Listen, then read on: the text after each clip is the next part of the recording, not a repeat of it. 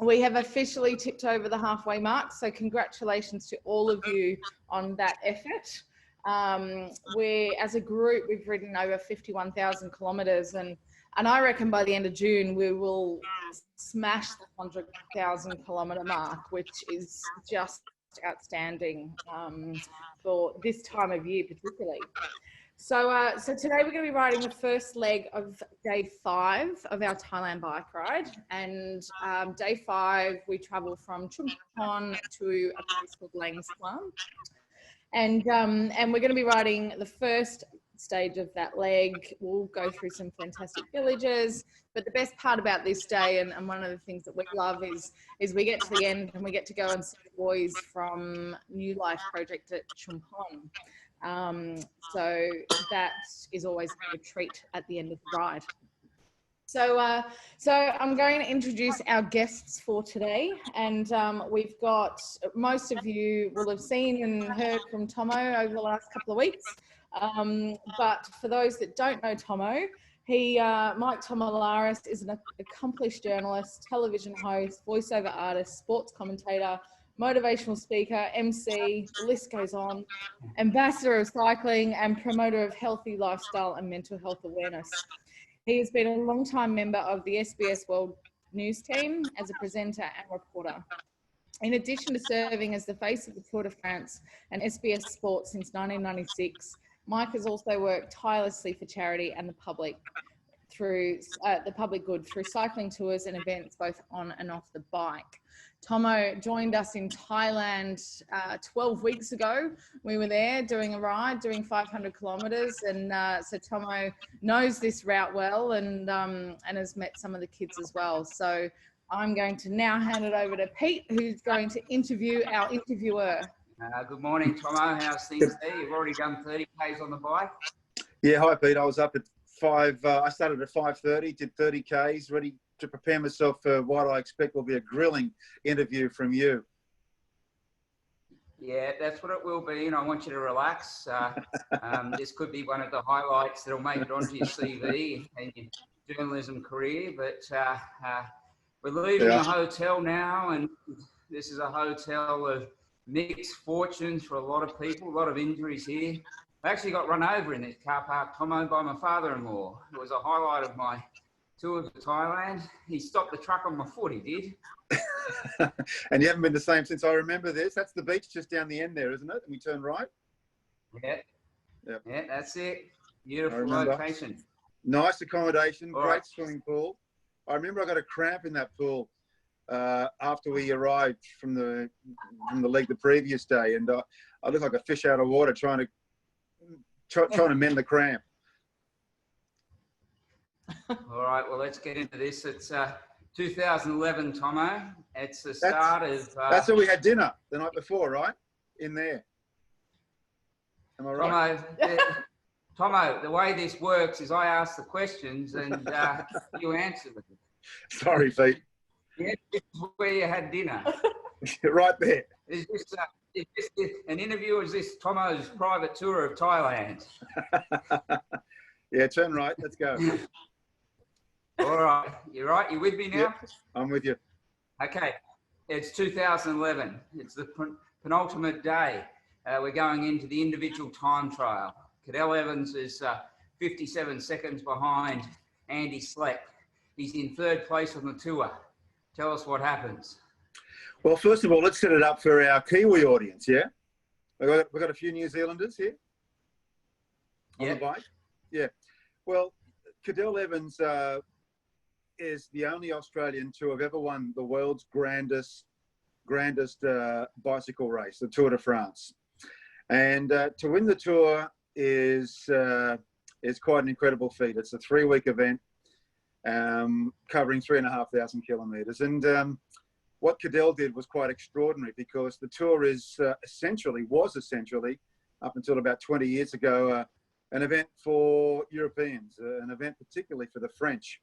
But it's obviously changed in the last 20 years. It's become very international, very global, and I think television has changed the perception of what the tour used to be. And the question that Peter's asked on penultimate day in 2011 after 19 stages. That's more than 2.5 weeks. We've come down to the individual time trial in a town in France called Grenoble. I can't remember the distance now, Pete, but probably more than 40 kilometres. And Andy Schleck, the rider from Luxembourg, was wearing the leader's yellow jersey. I can't recall the time, but I think it was maybe just under a minute that he had on the other riders, including Cadell. Now, Andy Schleck is not known for his time trial attributes. Cadell was. And when they lined up for that penultimate stage, the day before the final stage heading into Paris, I guess Cadell was favoured to post a faster time than Andy Schleck, but we weren't too sure whether or not he could overhaul the time gap that was required. But when I saw Andy Schleck at the start gate prior to his starting, I could tell straight away his body language really told the story. He didn't want to be there. And as it turned out, he probably produced the worst time trial in his career. He lost the yellow jersey. Cadell didn't win that stage, incidentally. No. But he did enough to overhaul Andy Schleck and move into the yellow jersey of the Tour de France, the world's greatest bike race with 1 day to go, an Australian. And, well, we knew there and then that the Tour was his, because the final day into Paris is basically an exhibition. It's a homecoming. It's an event where, when there are margins, huge margins, the time gaps aren't going to change because it's a flat course, and the champagne starts flowing. And Cadell, well, he had the race in the bag. So it was very emotional, Pete, that day in Grenoble, when we knew that Cadell had basically secured himself the Tour. It was emotional because myself, I had covered the Tour at that time probably 17 times. And I never thought I would ever see an Australian in that position, in that situation. I knew an Aussie would probably come close, and I'd seen Australians win stages over the years, like Robbie McEwen, Stuart O'Grady, Brad McGee, etc. And many other Aussies have actually worn the yellow jerseys during the course of the Tour, but never on the final day. So I actually broke down in tears on national television because it was such an emotional thing. And I remember a lot of my colleagues from foreign networks coming up to me saying, "Well done, Tomo, fantastic, Tomo," patted me on the back. I'd say to them, "Mate, it wasn't me. I didn't do anything. I've just been here covering this damn event for the last 17 years. It was Cadell."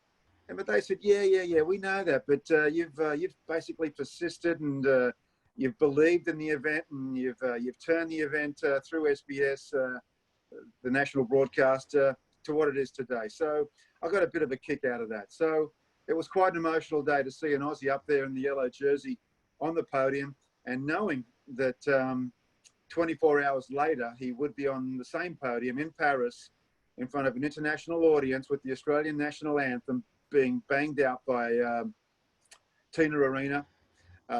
It was quite a surreal 24 hours.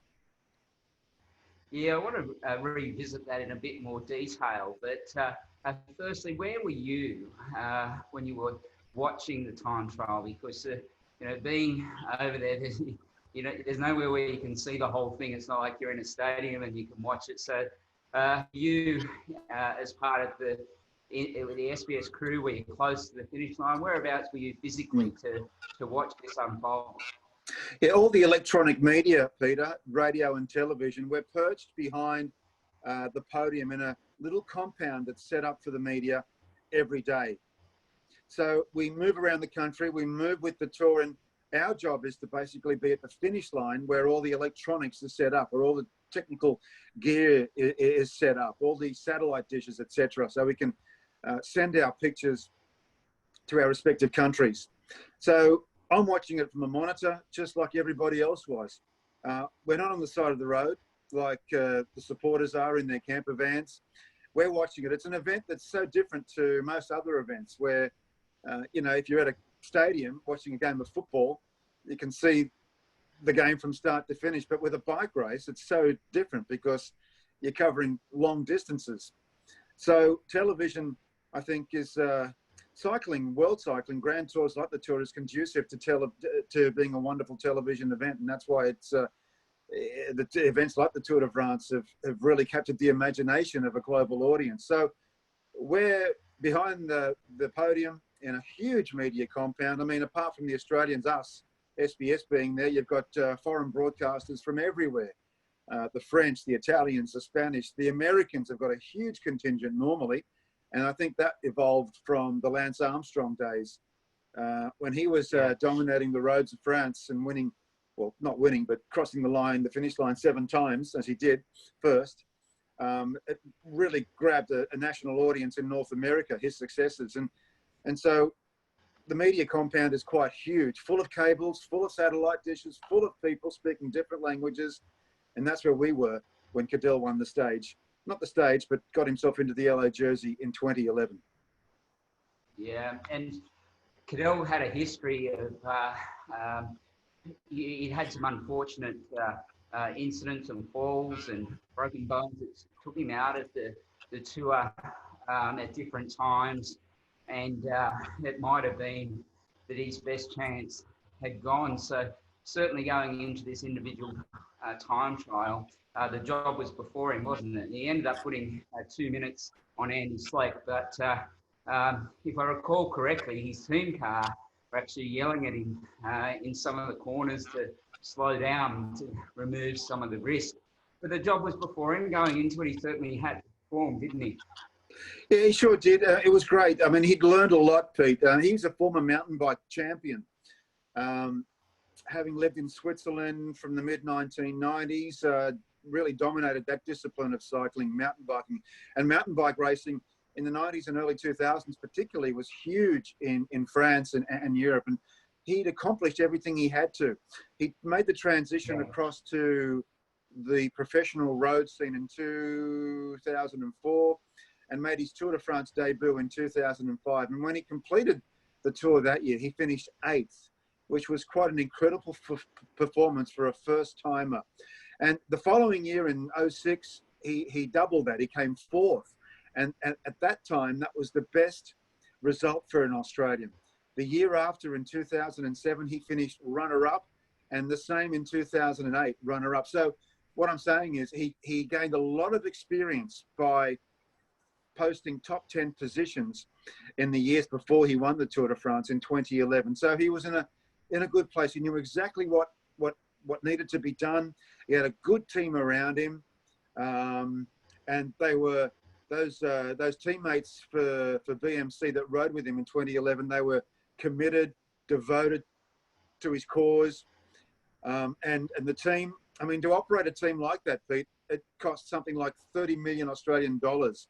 That's the annual operating cost for a professional cycling team, and they poured all the resources into Cadel winning the Tour in 2011. And that's the case for other teams with ambitions in winning the Tour de France. And for those who don't know, it is a huge money making exercise for those who organise the event. But for those that are participating, the exposure from sponsors that are tied up with teams is massive. So to spend $30 million, you want to get bang for your buck. And Cadel did exactly that when he stood on the podium on the second last day and the last day with BMC being exposed on his jersey throughout the world. How many of it was a question I wanted to ask was the cost of being part of one of the Grand Tours, and how many teams are likely to come out of it and said, we've had enough exposure, we've had enough whatever to say that this has been a positive tour for us, and they look at the key performance indicators and say, financially, we'll get a return on this. Is it the case that all of the teams are going to get a type of exposure to say it's a positive, or is it long-term, many-year investment? How does it work, Tomo? Yeah, look, I think it is a long-term, many-year investment, but I think if you can win a stage or two and stand on that podium with flashlights going off from cameramen, you've got camera operators rolling their video machines, sending pictures all around the world. Some teams go into the tour not interested in winning the race overall.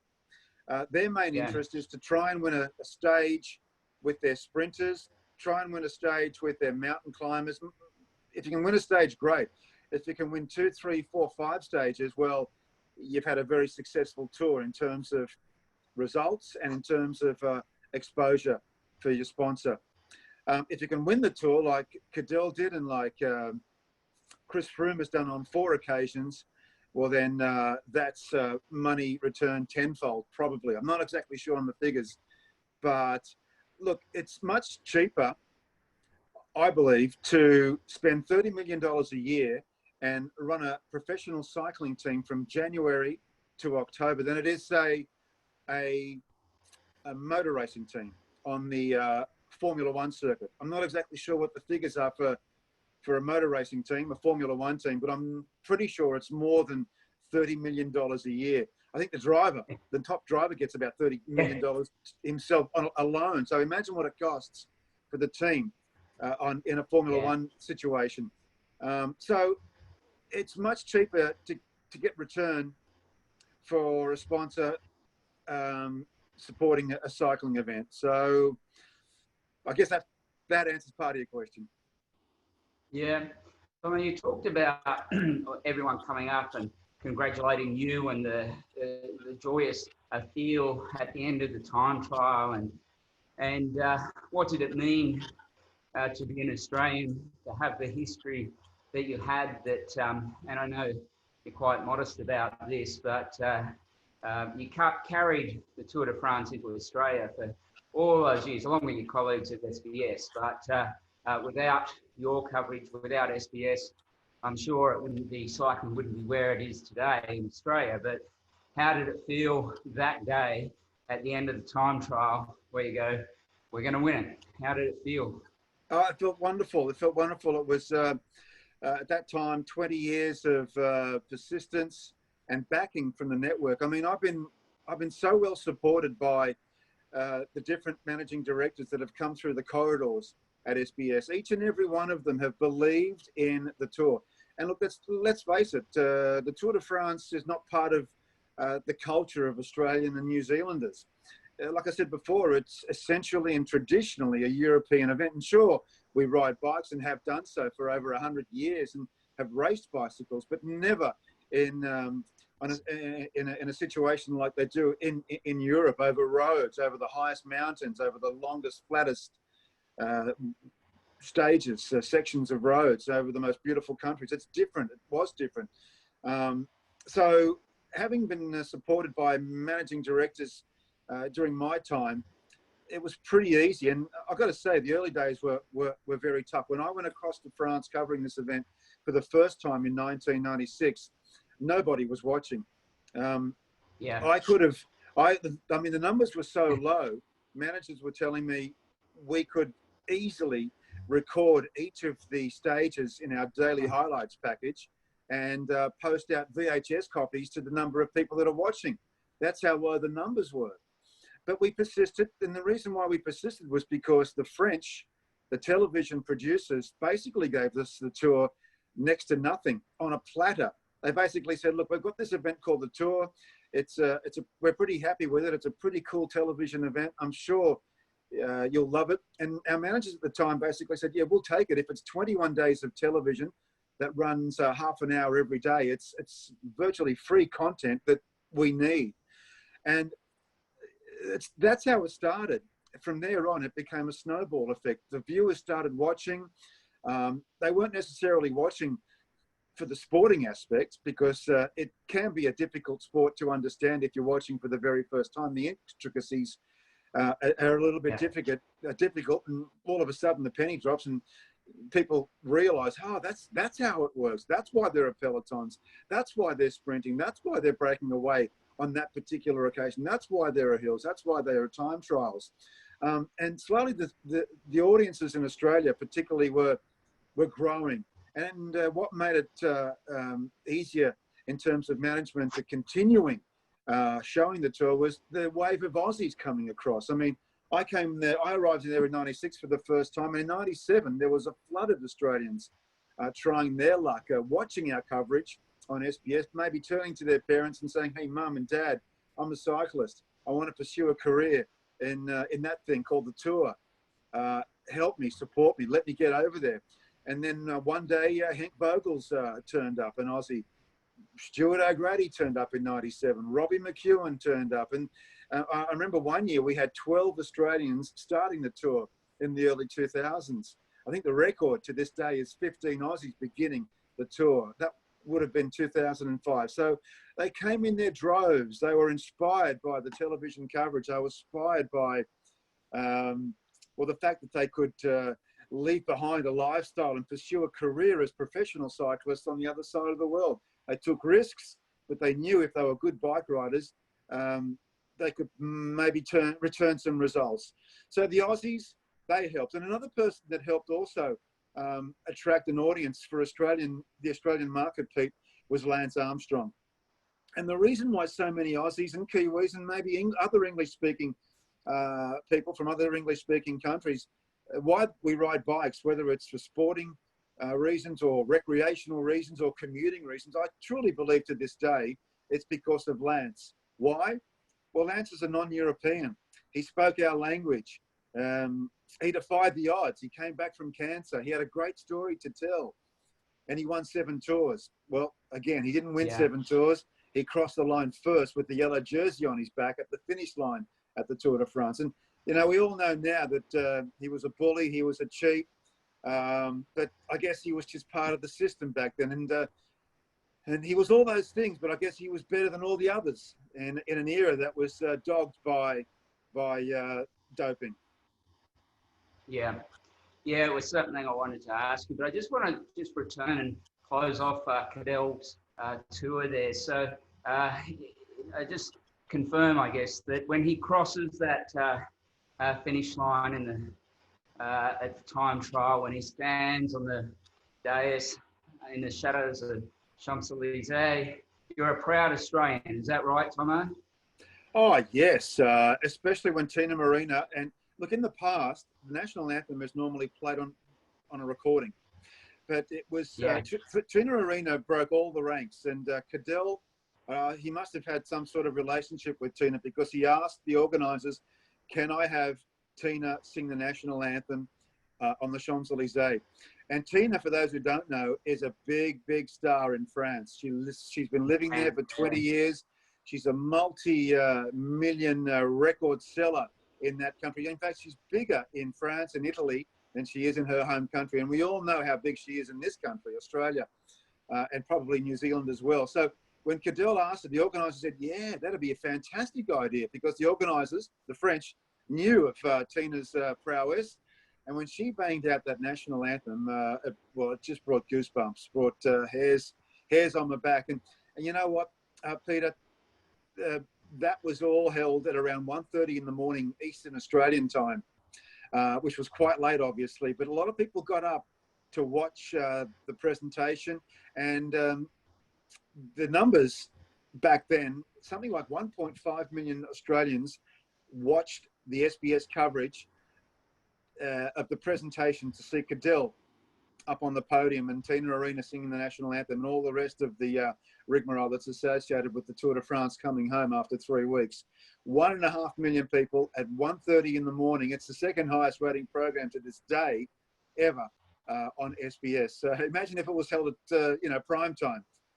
Everybody from back home would have been watching. So it was quite a big event. And, it wasn't really a national sporting event. I view it to this day as an historic event. And sure, there was pedals being pushed, and sure, there was competition and all this sort of thing. But to win the Tour de France, I think, is different to any other sporting event. It's unique. It was the last bastion for any non-European. And it really came home to me when Cadell arrived home about a week later his ticker tape parade through the streets of Melbourne. It was a cold winter's day in early August. It was grey, it was dull, but something like 500,000 people came out to say, well done, Cadell. They all wore yellow. There was a ticker tape parade, Cadell handshaking as many people as he possibly could. It was an ugly day weather-wise, but such a bright day, brightened by the wearing of yellow jerseys and the red, white and blue of France, the French national flag. It was a wonderful occasion. And that told me on that particular occasion, with 500,000 people coming out to say, thank you, Cadell, well done, that it was more than just sport. It was a national historical event that I'll remember for a long, long time, and so will many others that followed Cadell's journey that year. Similar to the America's Cup, Tomo, that there wasn't many true sailors watching that, but there was plenty of Australians watching it. Yeah, I reckon so. The only difference being when the America's Cup was won by Australia 2. Was it Australia 2? Yeah, in the early 80s. I remember it was very early in the morning, but Cadell, it wasn't that as early as Cadell's win at 1:30 in the morning. I think it was around 6 or 7 o'clock from memory. It was a little bit different. And I'd like to think that Cadell's achievements will be remembered for many, many decades and possibly centuries to come. Unless, of course, it's a regular occurrence that an Australian wins the tour in the near future. Yeah, but he'll always be the first. He'll always be the first. He will, and it'll be something that will never be forgotten. You've declared your pride as an Australian. You declared your patronage, Tomo. So I want to ask you, where were you and how proud were you as an Australian? What was the response when Green Edge tour bus on their first tour goes under the kites at the finish line and gets stuck? Well, it was held on the island of Corsica, which is part of France in the Mediterranean Sea. It was the first stage of the 2013 tour. And Green Edge is the Australian team, licensed team. It was their first year. Was it the first year? No, it was their second year in competition. And they'd gained a reputation as being a team of winners. They'd enjoyed success in their first year, their maiden year, the year before. So there we are on the island of Corsica for the Grand Depart. The first 3 days were held on the island of Corsica. And I was again at the finish line. And the buses normally arrive at the finish prior to the race, the riders. And there are 22 buses, 22 huge buses. And they carry the cyclists, they carry the members of the team around the tour. And inside those buses, if you haven't seen them, they're lavish. They're lavish. They're decked out with plush leather seats for each of the riders. There are tables for massages. There are very expensive coffee machines. And these riders, they drink coffee like you and I might drink schooners, Pete. And there are showers in there. It's a magnificent setup inside those buses. So they arrive at the finish line prior to the riders, and they organise themselves something like 300 or 400 metres on the other side of the finish line. On this particular occasion, the Australian team bus, Green Edge, got stuck under the finish line gantry, and it was wedged in there. It got jammed in there. And we heard the bike riders were something like 10 kilometres away. There was panic all of a sudden at the finish line. Get that damn thing out of the way. And there was talk of finishing the bike race some 3 kilometres from where the bus was to avoid, a disaster. And somehow the bus was removed with about 1K to go, and the riders with radios in their ears, earpieces in their ears, were getting messages. You got to stop. You got to stop. You're going to hit that bus. It's going to be a disaster. And nobody at the time. I mean, the adrenaline, can you imagine the bike riders? The adrenaline is pumping. Yeah. They've got only one thing on their mind. They're looking over their shoulders, left and right, looking at what their opponents are doing. They're thinking tactics. The last thing they want to hear is a bus stuck underneath the arch at the finish line. It's surreal. It's unbelievable. It's a joke. They're not thinking clearly. So they're not stopping. They're not slowing down because they're in the red zone. They're in another world. Luckily, the bus was removed, well,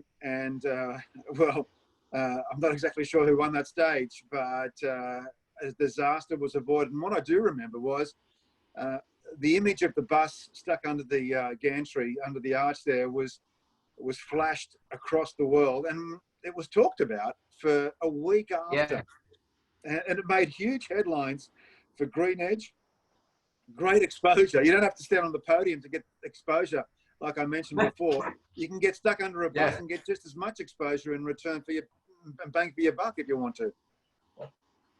Tom, I'm going to ask you a question now, and I want you to think about the answer before you comment, knowing that we might have footage. So it's like being at the Royal Commission here. I caution you before you answer here, but is it true that as the Green Edge bus, wedged under the gantry, you're seen putting on an All Blacks jersey and wrapping a black and white scarf around your neck, claiming New Zealand citizenship? You haven't got footage of that because it never happened. I love the All Blacks. I love watching them. I love the Kiwis. I love New Zealand. I've been there many times, but I would never wear an All Blacks jersey when there's a bus, an Aussie bus stuck under an arch at the finish line of the Tour de France. How typical of Australians, hey? We ride on the crest of the wave in 2011. By 2013, we're back to what we should be known for, making stupid mistakes. Yeah, look, it's just one of those things. Yeah, what can I say? It's just one of those things. It was unfortunate. And, you know, in the end, there were no injuries. There were no casualties. And luckily, we all saw the funny side of the situation. It was hilarious. And I really feel sorry for the bus driver. You might remember the images of the bus driver. He didn't want to get out of the bus. He was stuck behind the wheel there. He was so embarrassed, so embarrassed. I mean, these guys are professional bus drivers. He was so embarrassed, didn't want to get out because he knew he'd get grilled by the organizer. What the hell are you doing? You know, in the end, it was all swept under the carpet. And the fact that we're still talking about it 7 years on, Pete, it's left an indelible image in our minds, and probably will for a long time. As it should, and I hope the bus driver has a nickname that reminds him of that every day. I want to get your thoughts on some of the current riders. Chris Froome, how good is he, and how many tours, if he remains fit, can he go on and win? Yeah, Chris Froome has won 4 tours. The record is 5. Well, it was 7 up until Lance Armstrong got stripped of his 7 titles. So I think 4 riders in the history of the Tour, and the Tour dates back to 1903, so it's got a long, rich history. 4 riders have won, or 5 riders actually, have won the Tour 5 times. Chris Froome is poised to equal that record, but I'm not sure if he's going to do it. I don't know whether he's in a position to do it, Pete. And I'll tell you why. Right. He could have done it last year had it not been for a horrible accident just weeks out from last year's Tour de France, when he crashed on a descent on a training ride and was hospitalized. He broke a bone in his leg, and he actually had a few broken limbs, arms and legs. He was in a really bad way. And many said that he wouldn't come back. He was in hospital for several weeks, and he only started his rehabilitation some 3 months later. But the bottom line is he missed the Tour last year, and he would have been the favourite to equal the record, win the Tour for a 5th time. It never happened. Along comes from his team a young Colombian by the name of Egan Bernal, 22 years of age, a lovely fellow, and a fantastic bike rider. 22 compared to Chris Froome, who's now 34. In his maiden Tour de France, this young Colombian wins the Tour. So, come 2020, this year, okay, the Tour's been postponed, and we're still not certain whether or not Chris Froome will line up at the Tour. The teams haven't been announced. But after Egan Bernal's victory last year, and the fact that he's got 12 years on Chris Froome, that tells me that Bernal might be the team leader going into the Tour. Yeah. And as a result of that accident from last year, Chris Froome may have missed his calling in trying to, his ambition in trying to equal the record of 5 times. We don't know. I might be wrong, but that's my gut feeling at the moment. Why would you risk selecting Chris, or at least nominating him as the team leader, when age is not on your side, and you've got this young gun Colombian who's 23 this year and has got the potential to win many, many tours himself? I think what we saw last year with Egan Bernal was the start of an era which will continue in 2020 for sure. Well, we had the British invasion of the Tour started with Sir Bradley Wiggins, and Chris Froome has taken that up with Team Sky, now Team Ineos. And so what you're saying there is your informed and respected opinion is that the British dominance of the Tour de France could be over. Well, it was a fantastic domination, not just from the British, but also when you throw in Cadel, English-speaking riders. But yeah, you're right. I mean, Cadel won in 2011, Bradley Wiggins in 12, and then Chris Froome came along in 13. And sure, he's an African, Kenyan-born, but was educated in South Africa and has got GBR, Great Britain, after his name. So he does represent Great Britain. You've got Chris Froome in 13. Tom, that was only broken by... Say again? I've got to stop you there, because you can't let heritage get in the way of England claiming sports people, because if we relied upon nationality and birthplace, there would be no competitive English cricket team. Oh, I can tell you, Pete, in terms of Chris Froome, I think he's a little bit reluctant to have the letters GBR after his name. He's a very proud Kenyan. He's a white Kenyan. And like I said, he was educated he went to university in South Africa. He's very much more African than he is British. And I think politics has played a part in his having the letters GBR after his name. So officially, he is a British rider, whether he likes it or not, whether we like it or not. I mean, I prefer to call him a Kenyan, and that's exactly what he is. And he speaks the Swahili language, I know that. So he's proud of his heritage and his roots. But look, you know, sometimes politics plays a big part in sport. If it means generating funding from governments. But back to my answer. Vincenzo Nibali. I was just going to say, you've said before what a lovely man he is too, Chris Froome. I just want to quickly move on though, Tom, I get a few thoughts. There's a question that's come up. What does it say, CT? What does Tomo think about, I can't pronounce the name, Wout van Aert? Oh, you might be able to Van Aert. He's a Dutch rider who's got a lot of potential. He won a stage at the Tour last year. He's essentially a classics rider who's made the transition across to Grand Tours.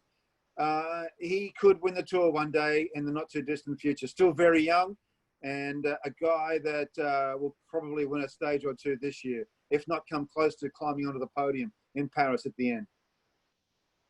And Tomo, at the end of their careers, will Mark Cavendish or Peter Sagan be the sprinter with the most wins and green jerseys? Well, Mark Cavendish, I think now is the most successful sprinter in the history of the Tour. He's only second in terms of stage wins behind Eddie Merckx, who's regarded as the greatest of all time. So Cavendish, I think his tally is 33. Peter Sagan is closing in, and Peter Sagan's still very young. He's got the green jersey, what is it now, 6 or 7 times? I've lost count. He's an absolute freak. We're watching a living legend in Peter Sagan. I love watching him. And I've loved watching Mark Cavendish during his peak. He's on the way out, but he's given us so much enjoyment in the last 13 or 15 years. will we see Richie Corp compete in the classic tours, the grand tours? I hope so. Richie's not getting any younger. He's 35, I think, now. When Cadell won the tour, a lot of people considered Cadell's age quite old. He was 34. This will be Richie's last chance. He's with the Trek team, the American team. Look, I don't want to give up on Richie, but I've backed him on so many occasions when he was at his prime, when he was younger, when he was at his peak, and he's been dogged by bad luck with crashes and illness when the tour comes around. I hope he. Look, I don't think he can win the tour, but I think if he can get onto the podium, that'll be quite an achievement, or at least win a jersey, the sprinters, the points jersey, or the mountains jersey, or win a stage. He's never won a stage at the tour. If he can win a stage, that'll really complete. That'll really cap off his career. Yeah. Now, it might be an obvious question, Tomo, but there's the one-day classics, Paris-Roubaix and so forth. There's the Grand Tours with the Vuelta, Giro, Tour de France. Your favourite to watch as a spectator? Oh, well, I love the tour. I've been there 24 times. I won't be going this year. We'll be covering the tour from our studios in Sydney because of COVID. And that'll be the case for all of the foreign networks. The compound that I spoke of before won't be set up as big as it has been in the past. I'm told that all the foreign networks will be presenting the tour from their respective studios in their respective countries. But my favourite is the Tour. The Tour of Italy is also a favourite, the Giro. But of the non-3-week races, Paris-Roubaix, hands down, is my favourite, Pete. It's the most unique sporting event you'll ever see. They race over cobbled roads that were built 200 years ago. They're farm roads that were built back then, and now they're used for a bike race in April of every year. It's incredible, and the trophy that's handed out to the winner is so unique. It's the most unique trophy. It's a cobble on a pedestal. It's fantastic. I just love that thing, and the dirt that's kicked up on those old roads. And if it's muddy and raining and freezing cold, well, these guys are absolute warriors. And if you come crashing down on those cobbles, well, you can do a lot of damage. They really are the most incredible athletes in world sport, those guys that do the Paris-Roubaix. It certainly is my favourite because it's a wonderful spectacle. Tomo, you talked about the tour bus, and one of the things that I wanted to explore with you today, which we're not going to have time, is what the day in the life of a rider, what it looks like. But there's a series on Netflix with the Movistar team as they follow them, I think it's last year, and a wonderful insight into the operations of the team, the many strong personalities, the desire to win, and the luxury of the team bus. Have you seen that doco yourself? No, I haven't seen it, but I know what it's all about. Just quickly, and I know the ride's finished for the day, but the riders who do the Grand Tours, the Tour de France, they are such an expensive commodity for the reasons I said before. They're kept in cotton wool virtually from start to finish. The only time that they're let go is when they're racing. When they arrive home, they get a massage, they have a shower, a long massage, about an hour and a half each. They're well fed, they sleep for up to 10 hours, they wake up, have another big feed. They're virtually kept in cotton wool for 3 weeks. They are treated like a gold bullion because they're such an expensive commodity. So, I could go on about the day in the life of a rider, but I don't think we've got time now, Pete. No, and I know, Tomo, that what you've just described is very much the way the SBS manages their chief asset, yourself, and you're flown in on a private helicopter to the finish line, and no waiting around in long queues to get down the mountain. The helicopter's there to pick you up, take you back. Yeah. It's a long massage today. Hey, so Pete, you can stop right there. Pete, we're a public broadcaster. We've got the lowest budget. We are a government department, and they give us the cheapest vehicle to drive around France every year. Burst the bubble now because it's not true. You're breaking my heart, Tomo. You're breaking my heart. Thank you, mate. You're an absolute gentleman. Renee's just commented what a wonderful storyteller you are, and now thanks, people just how many charities you support, how much time you give up, and we're privileged to have you supporting us, and certainly CT and I love calling you a friend. So thanks for this morning, and thanks for what you do for Hands, Tomo. Lovely sentiments. Thank you too, guys. I really appreciate it. And I'll be on tomorrow talking to another interesting person. You will. You will, yeah. Tomo. Thank you both so much. Yeah, Tomo will be back tomorrow morning talking to Keith Hong, who is another one of these crazy running people. So much more to his story, though. It'll be a really good chat. Yeah, absolutely. No, I just think anyone that runs more than 10 kilometers is crazy. But yeah, so Keith will be on tomorrow. That will be a great interview, great chat with Tomo. Coming up later today, we've got Mark Matthews, who is a big wave surfer. That will be a really interesting chat as well. So if you fancy doing a double session today, we'll be back on at 12. Pete will be interviewing Mark. And then later this week, they just keep coming. We've got Katrina Webb, Paralympian, Julie Cross, and coming up on the weekend, we'll do some live crosses to the homes. So there's plenty happening this week to keep you guys pedaling and on the bikes. But for now, we will sign off and say goodbye, Tomo. We'll see you tomorrow, and have a great rest of the day, team. See everyone. Bye, guys.